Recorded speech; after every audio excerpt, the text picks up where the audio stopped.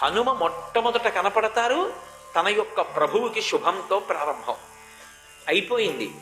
తర్వాత దక్షిణ దిక్కుకి బయలుదేరి వెళ్ళి సీతమ్మకి రామచంద్రమూర్తి యొక్క క్షేమవార్త చెప్పి మళ్ళీ చనిపోతున్న ఆవిడ బ్రతికింది ఎవరి వల్ల అంటే హనుమ వల్ల.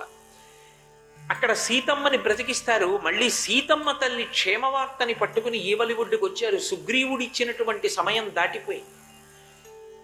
వెనక్కి విడితే ఇంతమంది వానరుల్ని సుగ్రీవుడు చంపేస్తాడు. కానీ ఒక్క హనుమ సీతామాత యొక్క దర్శనం చేసి క్షేమవార్తతో తిరిగి వచ్చారు కనుక ఇంతమంది వానరులు కూడా సమయం దాటిపోయినా బ్రతికారు.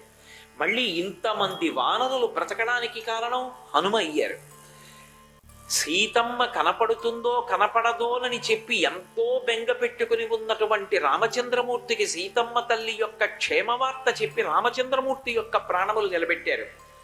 మళ్ళీ సేతువుని కట్టి రామచంద్రమూర్తి అక్కడికి వెళ్ళిన తరువాత, కాంచనలంకలోకి వెళ్ళిన తరువాత ఆ రావణ సంహారం జరగడంలో, ఇంద్రజిత్ సంహారం జరగడంలో, సీతారాములిద్దరూ ఒకటవడంలో ఎనలేనటువంటి ప్రజ్ఞాపాఠవాల్ని చూపించి వానర సైన్యమంతా బ్రతకడానికి కారణమయ్యారు. సంజీవని పర్వతాన్ని తీసుకొచ్చి ఒకప్పుడు 67 కోట్ల మంది వానర సైన్యం చచ్చిపోయారు.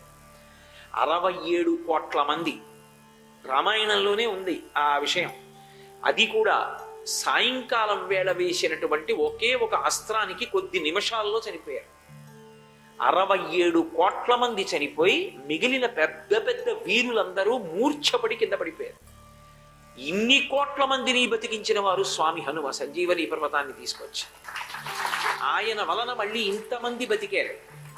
తిరిగి సీతమ్మతో కలిసి రాముడు పుష్పక విమానంలో వెళ్ళిపోయాడు. 14 ఏళ్లు పూర్తయిపోయిందా భరతుడు ప్రాయోపవేశం చేస్తాడు, సరయూ నదిలో ప్రవేశిస్తాడు, ప్రాణం విడిచిపెట్టేస్తాడు. ప్రతిజ్ఞ 14 ఏళ్లు పూర్తవగానే కనపడాలి. తాను రావడం ఆలస్యం అవుతుంది, భరద్వాజాశ్రమానికి వెడుతున్నానని ముందు హనుమతో కబురు చేశారు. ఇక నేను సరయూ నదిలో దిగి ప్రాణాలు విడిచిపెట్టేస్తాను అంటున్నటువంటి భరతుడి యొక్క ప్రాణములు రాముని యొక్క క్షేమవార్త చెప్పి కాపాడినటువంటి వారు స్వామి హనుమ. మీరు చూడండి, హనుమ రామాయణంలో ఎక్కడ కనపడతారో, హనుమ గురించి ఎక్కడ ప్రస్తావన వస్తుందో అక్కడ మంగళం. కోట్లకి కోట్ల మంది కూడా హనుమ కనపడినా, హనుమ పేరు చెప్పినా, హనుమ స్తోత్రం చేసినా, హనుమ జోక్యం చేసుకున్నా బ్రతుకుతారంతే. అందుకే ఎటువంటి దానికైనా విరుగుడు ఎవరు అంటే స్వామి హనుమ ఒక్కరే. ఏళ్ళనాటి శనిలో జాతకం ఉందనుకోండి, సుందరకాండలో 48వ సర్గ పారాయణ చేస్తారు. 48వ సర్గ పారాయణ చేస్తే ఏళ్ళనాటి శని యొక్క ఉపద్రవం కూడా ఉపశమిస్తుంది.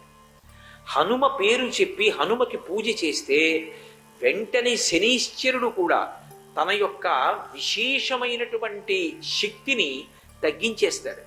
తగ్గించి జాతకుడికి శాంతి కలిగేటట్టుగా చేస్తాడు. ఆయన లాంటి మహానుభావుడు, ఆయన అంత తేలికగా ప్రసన్నమయ్యేవాడు మీకెక్కడ కనపడడం.